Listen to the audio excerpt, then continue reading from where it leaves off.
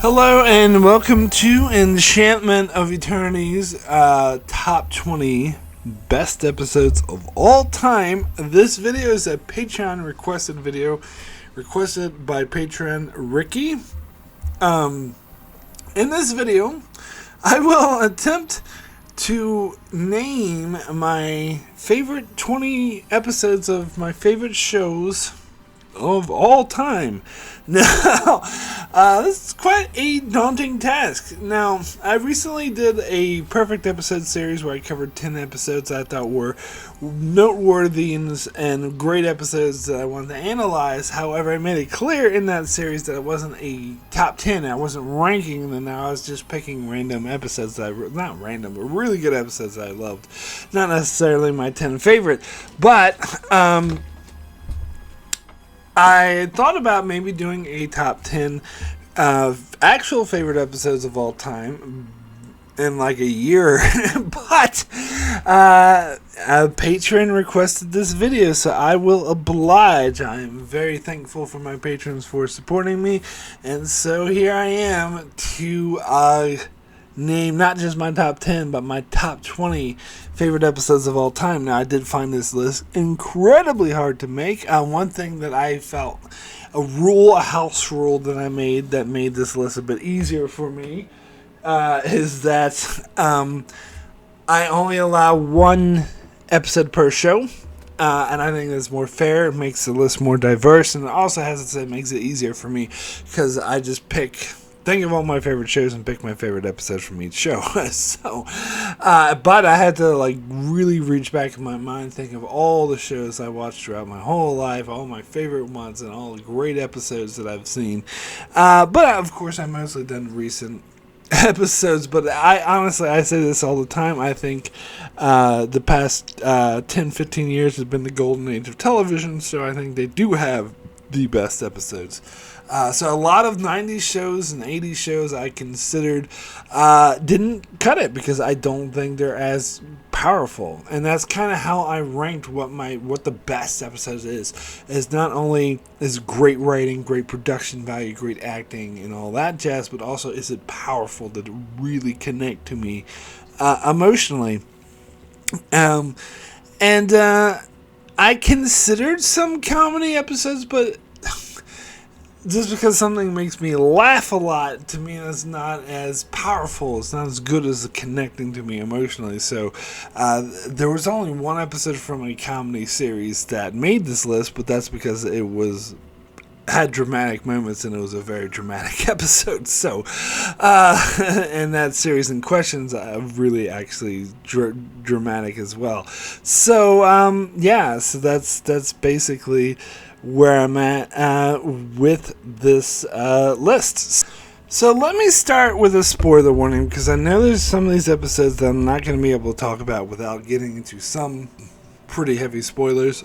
So there's an episode on this list that you haven't seen and you want to see and you don't want spoiled for you. You can skip ahead to the next episode on the list. I will put a little bookmark thingy chapters in the description, so you can just click one of those to jump ahead to the next one if you know that you do not want this episode spoiled for you. So anyway, let's go ahead and get started, and let's start with my number 20, which is an episode called 18 from a show called Black Sails. Now, I always thought Season 2 of Black Sails was extremely powerful, and this was the finale of Season 2, which I thought really capped it in a really epic way. We got a really surprising death at the end of the previous episode to this one, and this episode deals with the consequences of that. It deals with Captain Flint being put on trial in Charlestown, and all the townspeople throwing shit at him and calling him a murderer, and then it ends with him and his pirate friends destroying the whole fucking town and with Flint getting his revenge on the man who killed a woman who, I wouldn't say is the woman he loved, but it was the woman who was very close to him. We did love her in a platonic way. And and that man also betrayed the man that he loved as well. Um, so he felt like he really needed revenge on this man, and it was really bittersweet. It was very powerful how he made him look at her corpse as just before he killed him. It was just one of the most powerful revenge scenes that I've seen. But more than that, it really flips the whole thing, because these are pirates. They're supposed to be murderers. They're supposed to be the outlaws, but it really makes you think of the government and the the good guys or whatever as the villains. Like, they're doing villainous things. They're lying.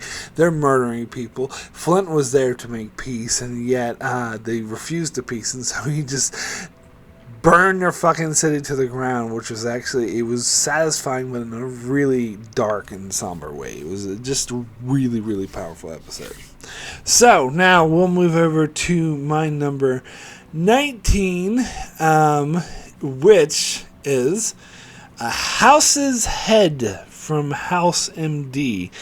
Now, this is an episode I kind of forgot at first, and I was like, "Oh yeah, House." And House's Head always been my favorite episode of House. I thought House was better in the later seasons when they got more into the character stories, and I thought this was a great character story. It was a great mystery because House was built on mysteries, but this was a different kind of mystery than the show usually does, because it involved House waking up and finding himself at a strip club, yet he was like bleeding, and apparently he'd been in a bus crash and he didn't remember it at all. So it was about him trying to reclaim his memories, because he had this sinking feeling that someone was in danger and someone needed his help, but he couldn't remember anything, so he couldn't remember who it was or how. So he does all these things to try to reenact the events to spur his memories, and it was just so powerful when we see him actually go inside his head and reclaim his memories, and how like there's a lot of metaphor and symbolisms, and the production value and the music was absolutely amazing, and the big reveal of who it was just so powerful. It was just so mind-blowing, and actually brought me to tears. Now this is part 1 of part 2, and part 2 was good as well, but I don't think it was nearly as good as this one. So that's why I singled it out specifically as one of my favorite episodes of all time. So then we'll move over to my number 18, which is Damage from Star Trek Enterprise. This always been my favorite episode of Enterprise, and I think it's a bit of an underrated episode of Enterprise that deals with the ship during the Xindi story arc, where they're on a quest to save humanity, to save Earth, and at this point in the stage, their ship has been damaged almost beyond repair. It's completely in shambles, falling apart around them, and they have to go to this meeting to meet this ally who's going to help them stop them from destroying Earth. And they really need to get to this meeting, but their ship is too damaged, and they can't get there. And they meet this alien species of friendly aliens who has the technology they need, but they refuse to give it to them. So they decide to steal it anyway, and which leads to one of my favorite scenes with the huge conflict between Archer and T'Pol, where T'Pol confronts him about how this is morally wrong, and Archer is trying to justify his move, but there's no right and wrong here, because they both make good points, and I kind of side with T'Pol for a bit that what Archer is doing was wrong, but he thinks he's doing what's necessary to save the human race. So it was extremely powerful. One of my favorite episodes of all time. Damage from Enterprise. So next we will get into my number 17, which is Victory and Death from Star Wars The Clone Wars. Now this is an episode I just saw recently for the first time. It's the finale, the series finale of the Clone Wars, and really it's part 4 of a 4-parter, and I kind of a stand-in for the whole 4-parter, but it does stand out to me as an absolutely amazing episode that deals with the events of Revenge of the Sith, the events of Order 66, but from different characters who weren't in Revenge of the Sith, particularly with Ahsoka and Rex, and her, it shows her bond with all these clone troopers, and then Order 66 happens, and they all try to kill her. It was very emotionally powerful, and how she manages to to unbrainwash or Rex, and then Rex starts to help her, but then all the clones turn on him as well. Meanwhile, you got Darth Maul running around the ship, causing all sorts of chaos and causing everything to explode. Absolutely amazing. And the final scene at the end that shows Darth Vader show up at the ship after it's crashed and see the remains it was so chilling. It was so chilling. It's just such an amazing episode. So it made my favorite episodes of all time.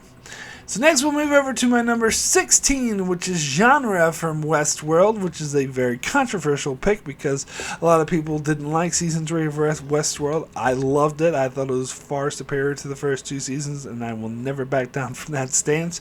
And even Genre within Season 3 is a bit controversial because I know a lot of people didn't like the aspect of him using the drug that made him feel like he was in different movies, but I didn't really care about it either way because I saw it more as a digital enhancement than an actual drug. But maybe that's my fan-splaining explanation for it. But that's not really why I love the episode. I love the episode because it gets into the backstory of this, the main antagonist of the season, Serac, who we've been learning a bit about, and it finally gets into his backstory, his head, and it's really fascinating how he feels like the world's in chaos and the only way to save it is to have an all-powerful computer that has all the information in the world, is able to predict everybody's future to the point where it dictates their future. And so basically it's controlling the whole world, and it really gets into the argument of, does free will even exist?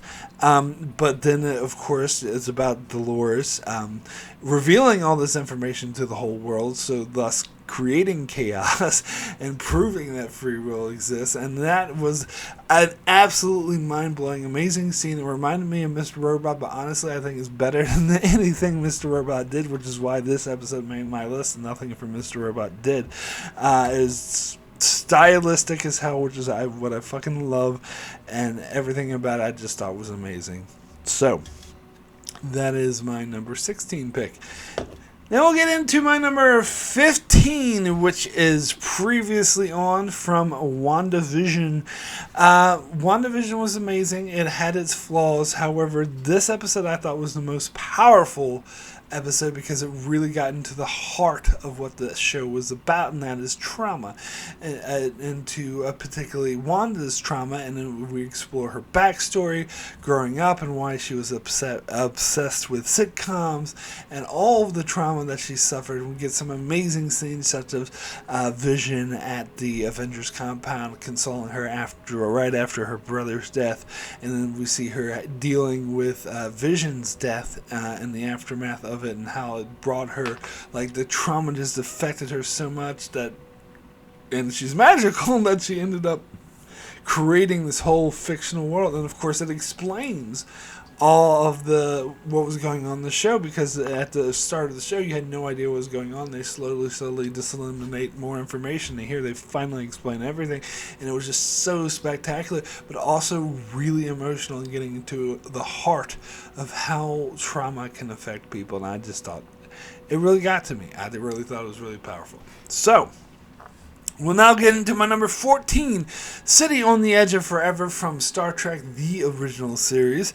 I am a huge Star Trek fan, which is why something this old made my list, but I usually don't have anything, I don't have anything else this old on my list, of course, but hey, I'm a Star Trek guy, and I love City on the Edge of Forever.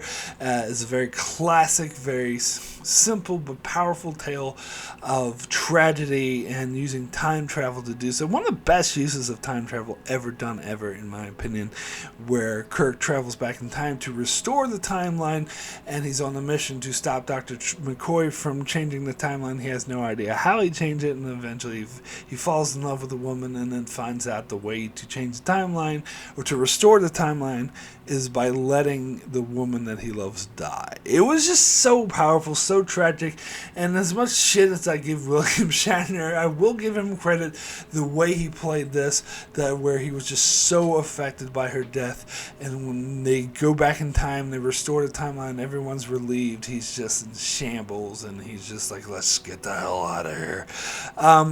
Absolutely amazing. So next, we will get into my number 13, which is Tape 6, Side A. 13 Reasons Why. Hey, I didn't realize my number 13 was 13 Reasons Why. But anyway, this show is a bit controversial. I still love season 1. I hated the other season. I won't even talk about them. But main reason why I love season 1, because season 1 had its faults as well, kind of dipped in the middle. But the main reason I love season 1 was this episode in particular, because I thought this was one of the most powerful episodes dealing with the tragedy of what it's like to be a teenager, the downsides, and how, because when you're a teenager, you're not emotionally mature enough to deal with these complex relationships and situations that people are thrust in. And here you get a situation that I really related to, where a boy who felt like he knew nothing about girls and didn't understand girls, but had his chance. He loved this girl and she loved him back, and they started making out, but then she pushed him away. He couldn't understand why, but then we finally see from her perspective of that, it was because she felt like it was because of the trauma that she suffered, getting back to the theme of trauma, and she felt like she was undeserving, and that she was not good enough to deserve to feel this good. And of course, in the show, she's already killed herself, so he's finding this out after her death through these tapes he's listening to, and it's really like tearing him apart. We see him in present times listening to these tapes and how it's really affecting him, and I thought it was so powerful. It was so powerful and really relatable, and I will always love this episode. So next, we'll get into my number 12, Two Swords from Game of Thrones. Now, I've done lots of top 10, top 20s of Game of Thrones, like, in the 2016, 2017 or whatever, when I used to love this show before its final 2 seasons made me not like it as much. And Two Swords was never at the top of my list, maybe never even my top 10. However, when I look back on this show, and I do look at it differently now because the final 2 seasons does make me look at the show differently, because certain episodes I don't think are as good because I know they're building up to something that's going to suck. But when I tried to think what episode from Game of Thrones I wanted to put on my list, I could not stop thinking of Two Swords, and mainly because of one scene. Now, you might think, oh, that's kind of a cop-out because it's supposed to be the best episode, not the best scene. But this is my favorite scene of all time. If I did it like a top 10 favorite scenes of all time, this would probably be number 1. And I'm of course referring to the scene where the Hound and Arya go into the inn and confront Pulliver. And it was just like the whole dialogue building up to, I'm gonna eat every fucking chicken in this room. Like, it was just so good. It was like so well written. It was like one of the most well written suspense building scenes ever. Like, even outdoes Quentin Tarantino. It is just so powerful, and I am so impressed when dialogue is done right. That impresses me more than cinematography or action scenes or any dazzling lights or whatever. When it's just two people talking and you have amazing dialogue, that's what I find is really an accomplishment.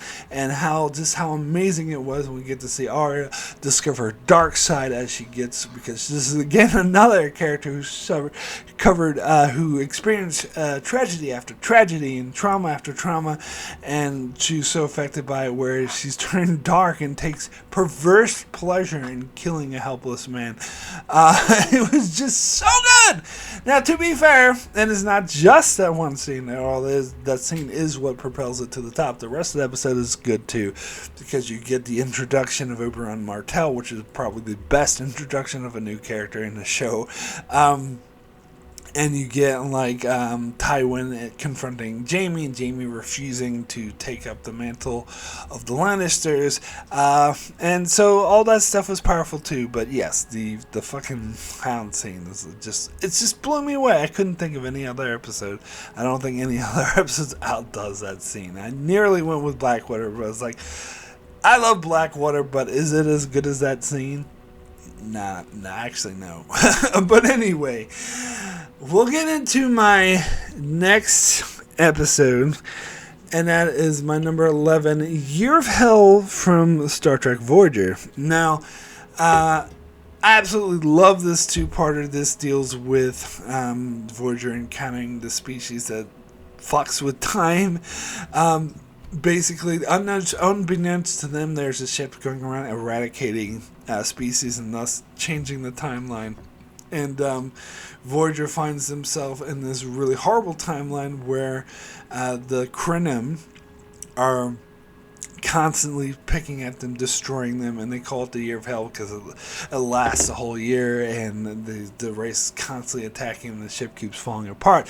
It really gets in. It's probably the best character stories that Voyager ever done. Some of the best that Star Trek ever done. Really seeing how these characters break down, how they cope with being in this really unsurvivable and untangible situation, how they hang on to hope, and then to see them actually persevere when they finally confront this time ship, and Janeway agrees to sacrifice her life in order to destroy it, and Tuvok tries to convince her not to stay with Voyager, saying that Voyager is just bulkheads and metal. It's like it doesn't deserve her sacrifice, and she tells him that you're wrong. This ship has sustained us. It has helped us. It has allowed us to survive, and now it needs one of us. And the music they played in this scene was so good. This scene brings me to tears about a captain talking about her love of a ship, and that's really impressive. And then of course she has a badass line when she destroys the ship. But of course the timeline's erased and none of them remember this. And some people complain about it, call it a reset button, but I don't care because we've seen it. The audience sees it, and this was what these characters would actually be like. This is how they would actually react in this situation. So I don't give a fuck if they reset it. It matters because we see the heart of what makes these characters tick, and I love it. Anyway, let me get into the next episode, my number 10. So we finally got here to my top 10 favorite episodes of our whole time. This is so hard to boil down. Anyway, we'll get into my number 10, which is Bad Choice Road from Better Call Saul. This, now Better Call Saul has not finished. There's still the second half of the final season to get through, and maybe they'll do an episode that will beat this one out. But at this point in time, since I'm making this video now, I had to choose an episode for Better Call Saul. I chose Bad Choice Road, which I freaking love. From season 5, it starts off with sort of montage. This is something the show's done a lot. They've done these split montages with Jimmy and Kim, and usually to illustrate like how the relationship is falling apart. But here they do it to illustrate something different because Jimmy had just survived a real ordeal where the cartel tried to kill him, and he had to walk in the desert without any water for like a whole day and had to drink his own pee.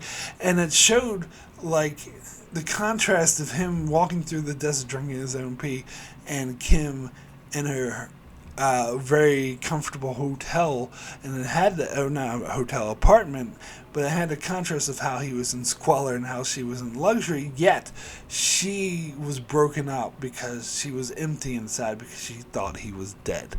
And that's just a beautiful montage, and it ends with him finally getting reception and calling her and saying, "It's me, I'm okay." And that brings me, and to see her reaction, how much relief comes flooding to her. I'm almost coming to tears just talking about it. It is so powerful. But that's not the only thing this episode does. The episode also deals with the PTSD that Jimmy suffered through the event, but also ends in another amazing scene where the cartel member Lalo confronts Jimmy and Kim and threatens to kill them basically, and until Kim just goes off on him and actually gets him to leave. And it was so suspenseful because you're thinking, oh no, Kim's gonna die. It was just so good.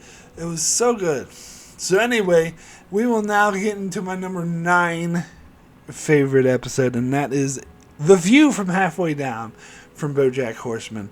Now, when I did my top 10 favorite episodes of BoJack Horseman, this was number 3. And when I did the perfect episode series, I chose a different episode from BoJack Horseman. Really, the top 3 episodes of BoJack Horseman I all like equally. But when I was thinking of which episode do I want to include on this list, which would I consider one of my favorite episodes of all time, this episode came to mind. Now, the reason why I held this episode back from like my top 10 is because I felt like the follow-up to this episode kind of undercut it, because this episode is a very powerful telling of somebody who's slowly dying and realizes that there's nothing he can do about it.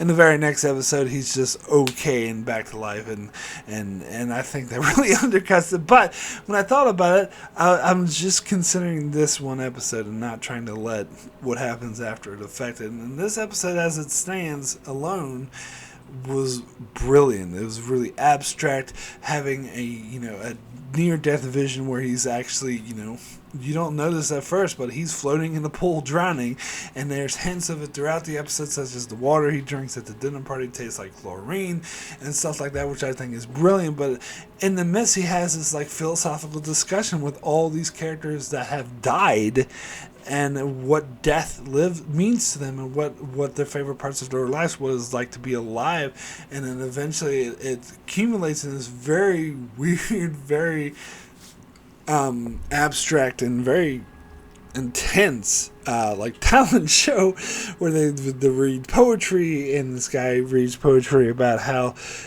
he wanted to commit suicide, but then at the last second, when he realizes he's going to die and there's nothing he can do about it, that he's freaking out and that he made a mistake. And that's one of the most intense moments. Like, it really got to me. But then when BoJack Horseman also is having that same realization that he's going to die and there's nothing he can do to stop it, and as he gets on the phone and he calls his friend Diane, he's like, Diane, you gotta come help save me, and she's like, basically like, no, this is just a dream, I can't save you. And then he's just so how was your day, as he dies, which of course again he doesn't actually die, it's undercut by the next episode, but still, what a powerful ending. Really amazing writing. Absolutely love the metaphorical masterpiece that this is. So that's why this makes my list. So next I will get into my number 8, A Stitch in Time from the Outer Limits. Now this is an episode I just reviewed recently for my perfect episode list, and I do absolutely love it. It's another one of my favorite time travel stories of all time. I think it's far superior than that Tom Cruise, Steven Spielberg movie, Minority Report, because it's very similar, because it deals with a woman who travels back in time to kill mass murderers before they murder, mainly men who had murdered a whole bunch of women and raped women, and so she travels back in time and kills them before they commit the act, therefore changing the timeline so that these women have never died. And this FBI agent is hunting her down. Even though the timeline keeps changing, the FBI agent keeps coming, and eventually gets to the point and it's like a moral dilemma, because is it justified to kill these men because they had done nothing wrong at this stage? And I think it attacks this moral dilemma far better than that stupid movie did. And then eventually, after the time traveler changes the timeline so that all this stuff never happened, she never murdered those men, the FBI agent who was tracking her down realizes that her best friend is no longer alive because she was one of the women that the time traveler saved. So she then takes up the mantle and travels back in time and starts killing people. And you see that the toll that is taken to her, because it uses really amazing, like, it's so good with its time travel rules too, because it clarifies that when the time traveler remembers both the original timeline and the alternate timelines, and the more they time travel, the more timelines slam into their head, and then eventually kills them because their brain hemorrhages, and that she's like going down this dark path now because of this. And it was one of those ironic, powerful endings that the Outer Limits does, but definitely the best example of it is an absolutely amazing episode that I just love to death. Alright, so next we will get into the next episode, which is my number 7, the most powerful man in the world and his identical twin brother. So, this is, again, another example of a very metaphorical, very abstract episode. I freaking love The Leftovers. And this, I did like an hour and a half video just analyzing how many, like, different metaphors and my interpretations, and there's tons of ways to interpret this episode.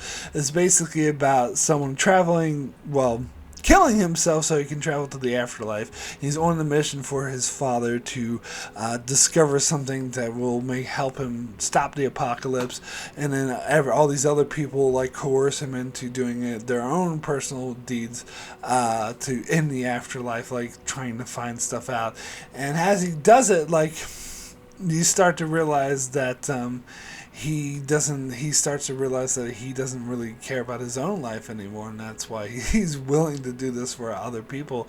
And this journey in the afterlife becomes more about his own self-discovery rather than the missions that he was sent on. And of course he comes to realizing that the missions he was sent on were kind of bullshit anyway, because his father, who thinks there's an apocalypse coming, is actually insane, obviously. So and the episode makes it very unclear of whether or not this is actually happening, this is a real afterlife, or is it just a dream on all in his head.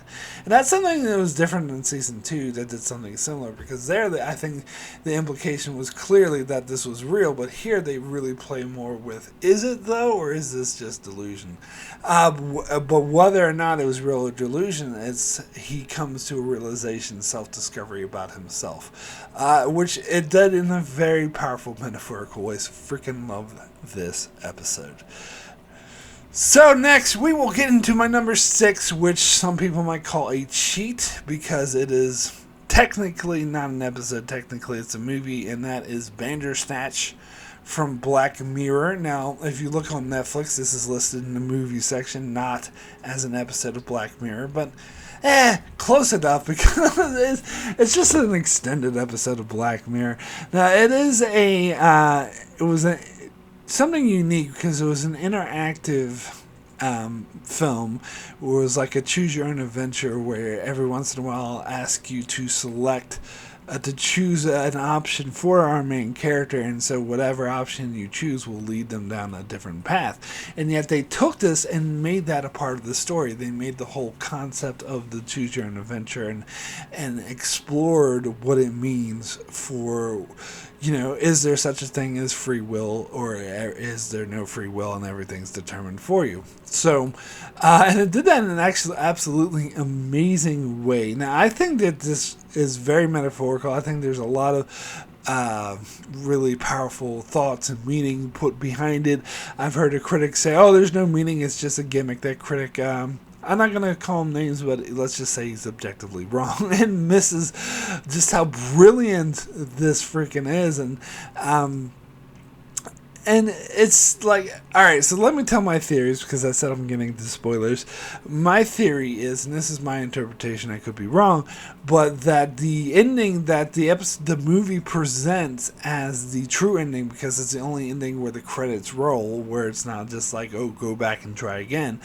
That's what really happened, and that's what I think. That's what they're trying to tell us by having the credits roll and everything. That this is, and that's the ending where he kills his father and ends up in jail. But we see him in jail, doing all these like markings on the wall that are meant to represent different choices and what would happen if he made. So I think all the other scenarios that we see are just him in his head coming up with, in the jail cell, coming up with all these different scenarios of what would happen if he chose things differently. And that's what I think is so brilliant. Now, what I also love about it is, like a Choose Your Own Adventure book will have dead ends, that's a wrong ending, but usually in Choose Your Own Adventure books, it's like if your characters die or something bad happens, that's a false ending. But here, if he lives happily ever after, if he doesn't take the job and so therefore is never affected by this, or if he makes peace with his father, that's a dead end.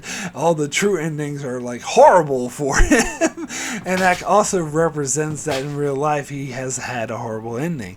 And I love it. I think it's fucking brilliant. So anyway, we will now get into my number 5, which is The Inner Light from Star Trek The Next Generation, one of the most powerful episodes that deals with Captain Picard getting, the science in his junk, but hey, I don't care because the acting's amazing and the story is amazing. It's so well written.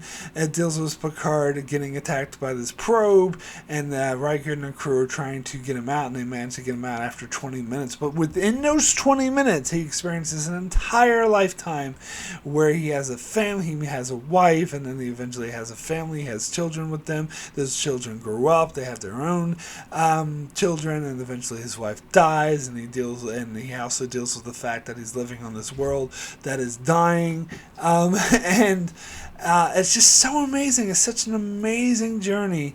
And then he wakes up and finds out that it was all just a dream, but then it wasn't really a dream because these people did really exist, and the whole point was for them to be remembered, and that's why they wanted him to experience what exactly it was like to be one of them.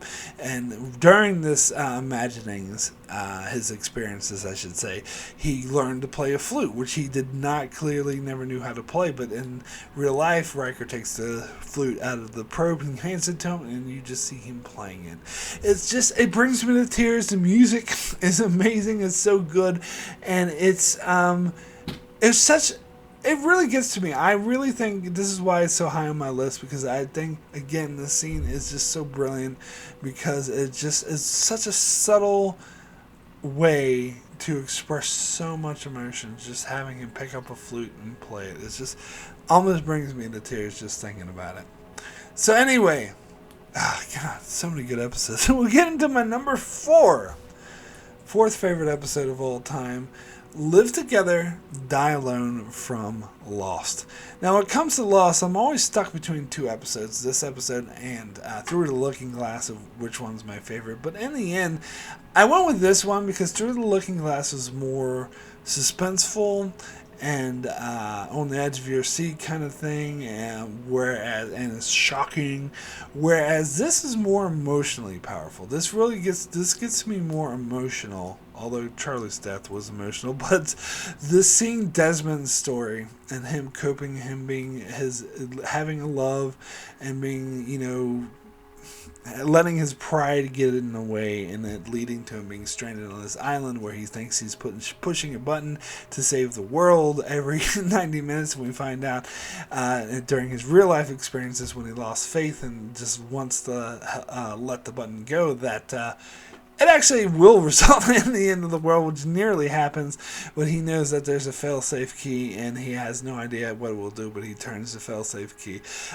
It's just so powerful, especially getting the flashbacks of him nearly killing himself, and then we see that this light that Locke turned on back in season 1 was actually what saved his life, because it showed him that the world was still out there and people still existed.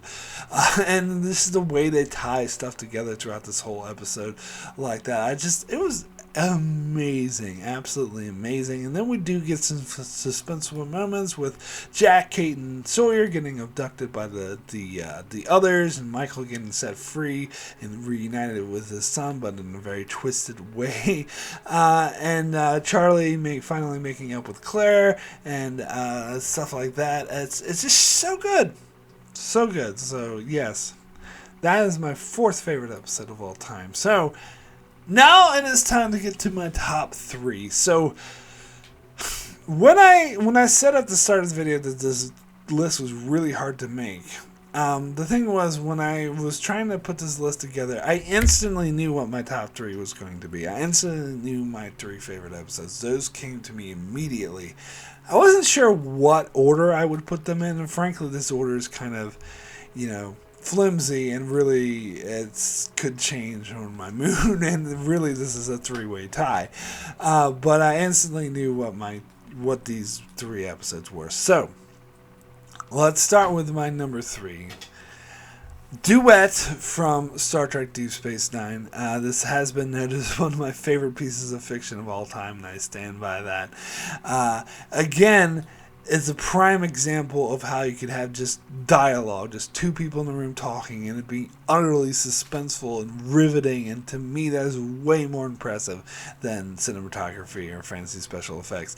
It's absolutely amazing, and is so well acted, and it gets to a really powerful. And I think honestly, this affected my whole life. This episode changed my life because I was obsessed with this episode and could recite it from start to finish, and it really changed my perspective on anything because it's mainly about prejudice and how people deal with prejudice and overcoming prejudice. As Kira thinks wants this innocent file clerk to be guilty and finds out that he is in fact the worst kind of war criminal, and she finds that it's not actually satisfying as she talks to him gloat about murdering her people and committing horrible atrocities. But then, of course, she finds out eventually that he is just a file clerk and he's lying because of the guilt that he riddled him, that controlled his life over having done nothing. And she realizes that he is, in fact, a good man.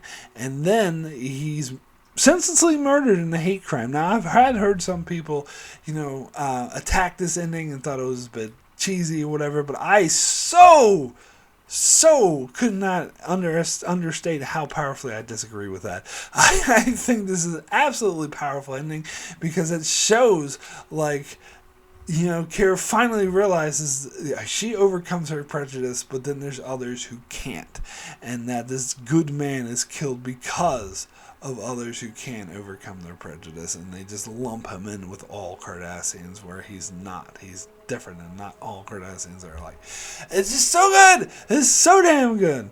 Anyway, now let me get into my number 2 favorite episode of all time. This is an episode I did recently cover for my Perfect Episode series and called it a perfect episode, basically, because most of my episodes in the Perfect Episode series are near perfect. There's some flaws with this, but this one is basically flawless, and that is Ozymandias from Breaking Bad. The third to last episode of this show that really showed Walter White's whole life falling apart. This is where everything comes apart. He thinks he's going to get away with all the, murdering and drug dealing that he did, but it all comes back to haunt him. And his brother-in-law was the one trying to hunt him down, and catches him only to be murdered. And he's just so seeing his reaction to his brother-in-law's murder was just so powerful. But then you have him go back home and try to get his family to come with him, and they won't. They refuse to go, and he just can't comprehend that. And that whole confrontation, the way it was shot, this is some of the best visual storytelling, best acting I've ever seen, and how he eventually just takes the baby and runs, and seeing Skylar's reaction to it as she falls apart. It's just powerful, the most kind of powerful drama you could possibly get. And then we get what I think is the best acted scene of all time, where Walter makes a phone call to Skylar, and he knows that the police are listening, so he pretends to be abusive, and makes it clear that she knew nothing about his drug dealing and operations, which was not true, but he's making it clear and putting on this act. And it's just such great acting because you can see how it's tearing him up inside to put on this act, but he has to do it, and it's just so good. And then seeing Marie's reaction when she realizes her husband's dead just by watching Skylar talk on the phone, and it's just it's the subtle filmmaking is absolutely brilliant. It's brilliant filmmaking at its best. So next, we will get into my number 1 favorite episode of all time, what I think is even more perfect than Ozymandias, and that is Home from The Expanse.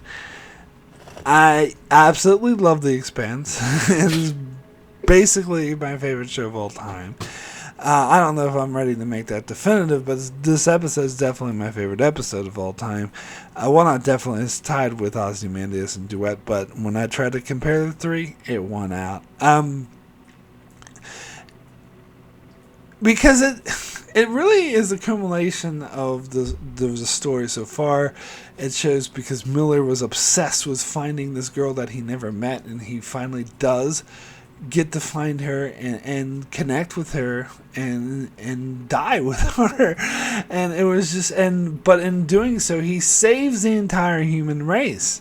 And he has to convince her that, and it deals with like non-linear time, because these two did have a connection through the protomolecule, which is non-linear, so they kind of knew about it even before they met each other. And it was just so powerful. Like, it brings me to tears every time I see that scene.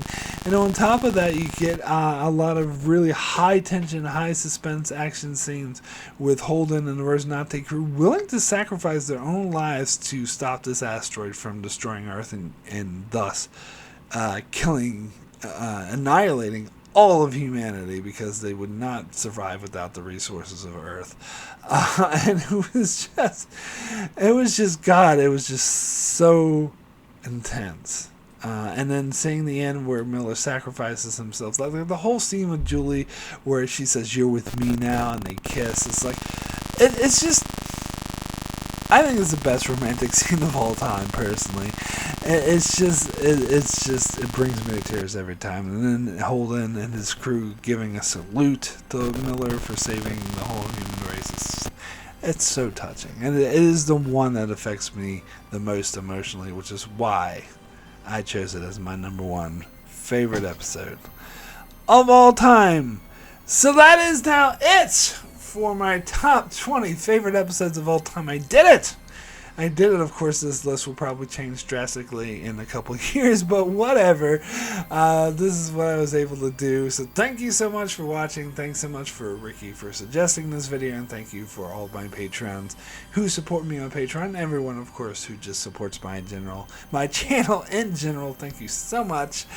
And be sure to check out my channel for more videos on shows like Star Trek and The Expanse and many other shows as well. So be sure to subscribe so you can keep up with all of that. And thanks so much for watching.